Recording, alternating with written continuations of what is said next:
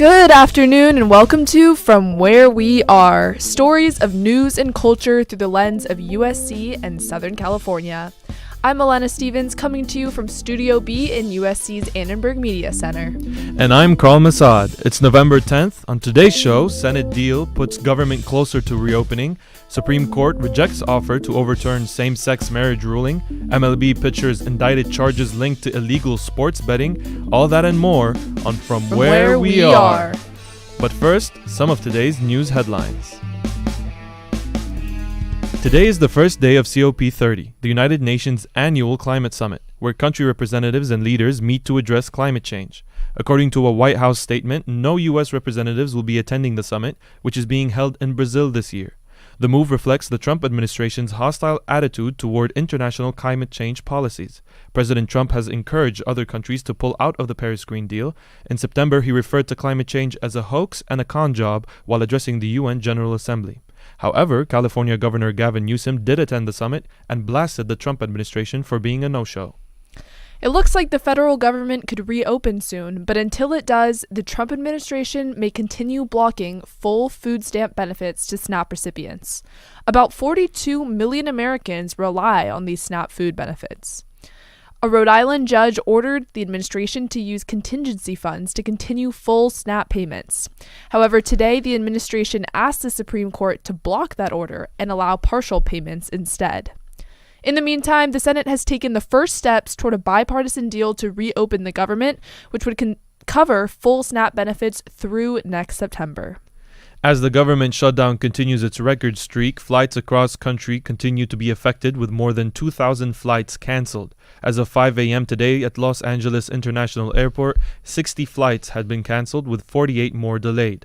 Transportation Secretary Sean Duffy has warned that air traffic will, quote, slow down to a trickle if the government shutdown continues into Thanksgiving weekend. UCLA football is considering a move to SoFi Stadium beginning in 2026, breaking with the tradition of playing at the Rose Bowl in Pasadena since 1982. Pasadena and the Rose Bowl are seeking a temporary restraining order to prevent the move, which would break the lease that expires in 2043. Pasadena has invested over $150 million into stadium upgrades and could potentially lose over $1 billion in damages if UCLA breaks the lease, says the LA Times. Money is a driving factor. A deal with SoFi Stadium could bring in suite revenue and stadium sponsorships, whereas at the Rose Bowl, the Bruins only receive portions of parking, concessions, and merchandise revenues. USC's Department of Public Safety sent a report on Thursday regarding an alleged incident that took place on the 1100 block of 28th Street. The report details a person posing as a representative of a housing company requesting access to homes on the basis that they were there to repair a water leak. Once inside, they asked residents inappropriate personal questions, including about their romantic relationships. They also temporarily took a resident's car key fob, only to return it later that night. DPS urges all community members to exercise caution when allowing people into their homes.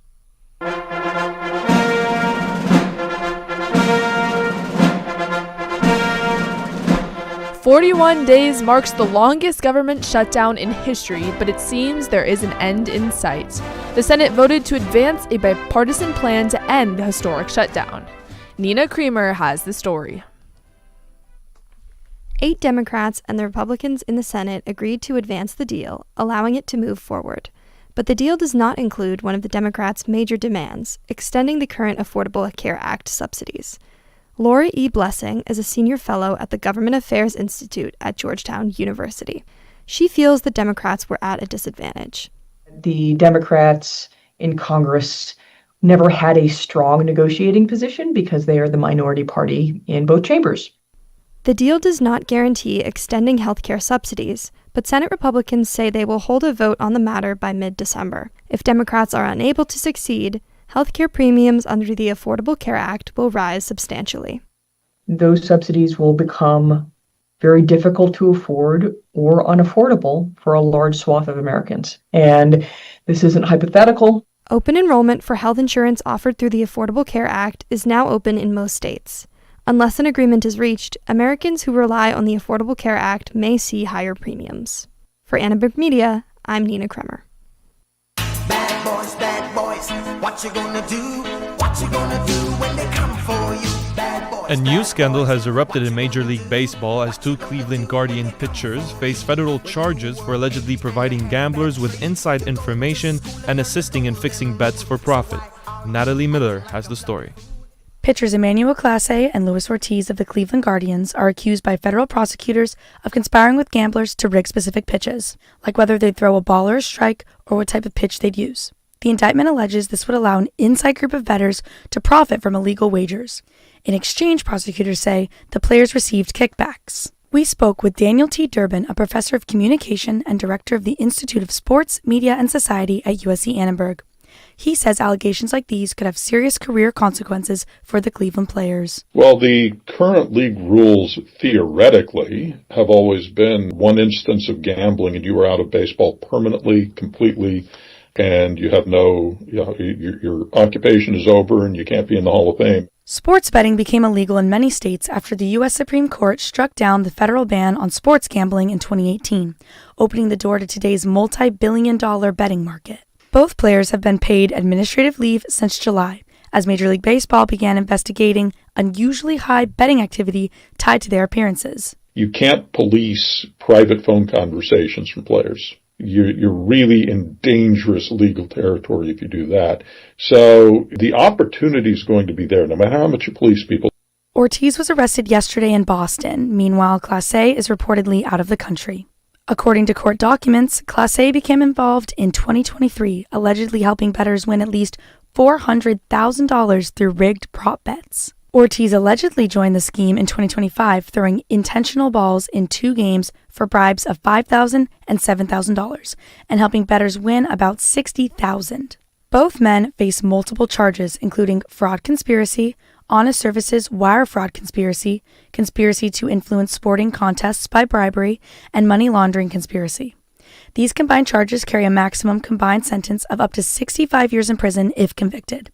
Here's Durbin again. If the league doesn't respond to it, if these pitchers are pitching next year, even though they are shown to have engaged in this behavior, then the league's credibility is going to take a huge hit.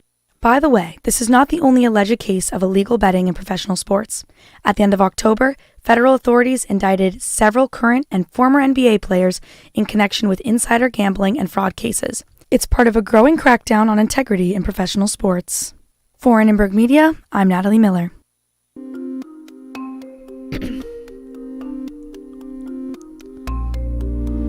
This morning, the Supreme Court, without comment, declined to consider a petition from Kim Davis, a former county clerk in Kentucky who had refused on religious grounds to issue marriage licenses to same-sex couples. Davis was briefly jailed in 2015 for contempt of court after ignoring an order to issue the licenses. She has since been ordered to pay more than $350,000 in damages and attorney's fees. Today's decision by the Supreme Court not to hear the case, which is known as Obergefell versus Hodges, keeps the lower court financial judgments and precedent in place. Robert Bradley Sears is an Associate Dean for Public Interest Programs at UCLA School of Law. He's written on civil rights, LGBTQ legal issues, and public policy, and has testified before Congress. He spoke with Annenberg's Naji Joseph. Thank you for joining us. I'm wondering, what was your immediate reaction to the Supreme Court taking the Kim Davis appeal, and what was your prediction for its outcome?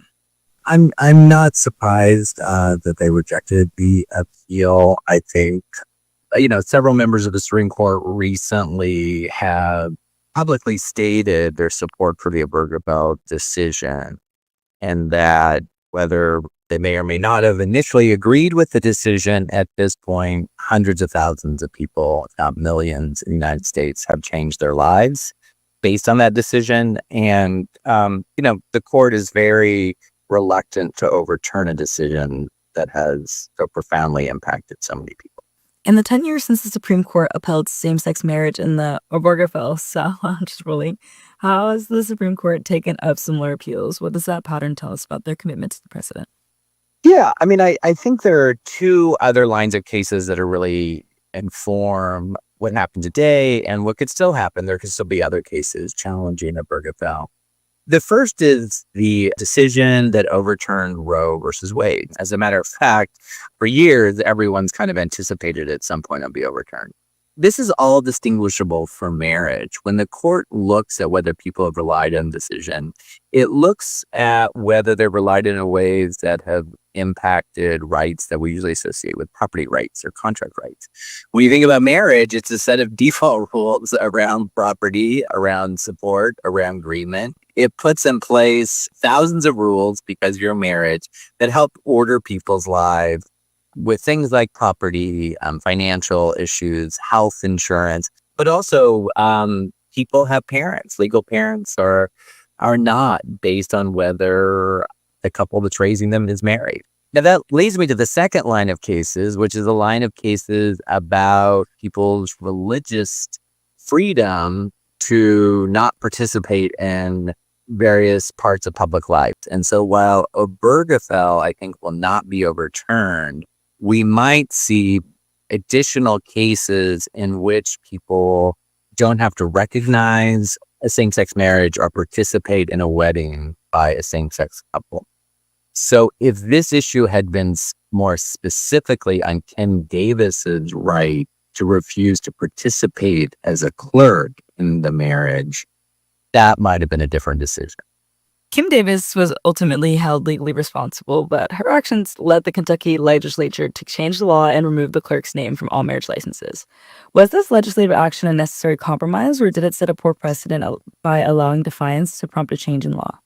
Yeah, I mean, I think the principle, and one that's largely shared, is that we're all entitled to our own religious beliefs, or even not to have religious beliefs, and that's a core principle of this country. But that when we enter public spaces, and particularly when we interact with the government, we should be free from discrimination based upon our religious beliefs or based upon a government official's religious beliefs. I think that's a pretty core principle. And so I do think what the Kentucky legislature does takes us away from that core principle and down a path that could lead towards discrimination in all sorts of ways.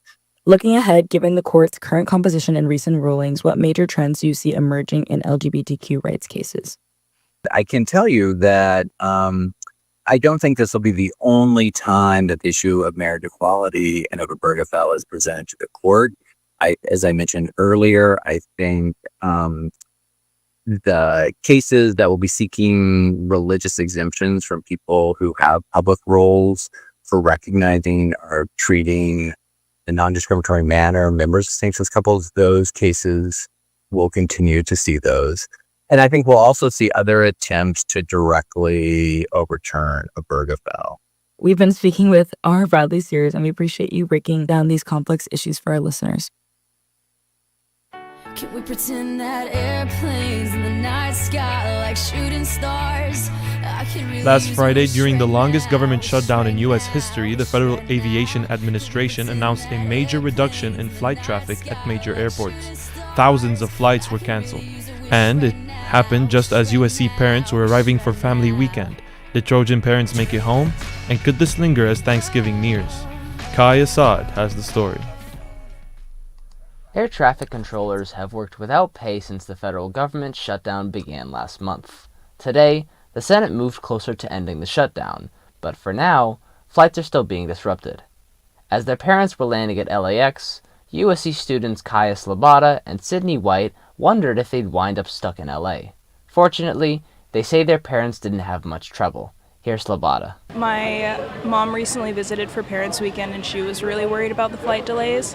Luckily, she didn't have any issues, but I don't know if going forward it's going to end up being worse. White's mom got back too, but she's rethinking her own holiday plans. Honestly, for my mom, I didn't hear any complaints.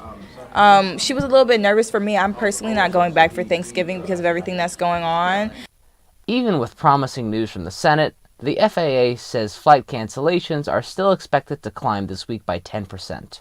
As Thanksgiving approaches, students who plan to travel, like Catherine Antonio, are bracing themselves for a possible change in plans. I was a little nervous because, we've seen this happen in the past, and flights have gotten canceled and delayed, especially since I'm flying into Atlanta, which is a big airport. On Saturday, 18 out of 22 air traffic controllers at the Atlanta International Airport did not show up to work, said Transportation Secretary Sean Duffy to CNN. Christopher AP is thinking about driving. I live in the Bay Area, so I would probably have to find someone else who lives in the Bay Area and like carpool with them and like drive back. That would be the way to go back, but that's a lot more work than simply flying. Hundreds of the cancellations have been American, Delta, and United Airlines flights, which account for much of the traffic at the country's busiest airports, according to the New York Times.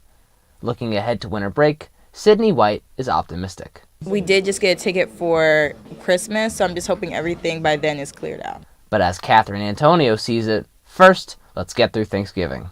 I'm just praying my flight doesn't get canceled. Hopefully not. For Annenberg Media, I'm Kai Assad.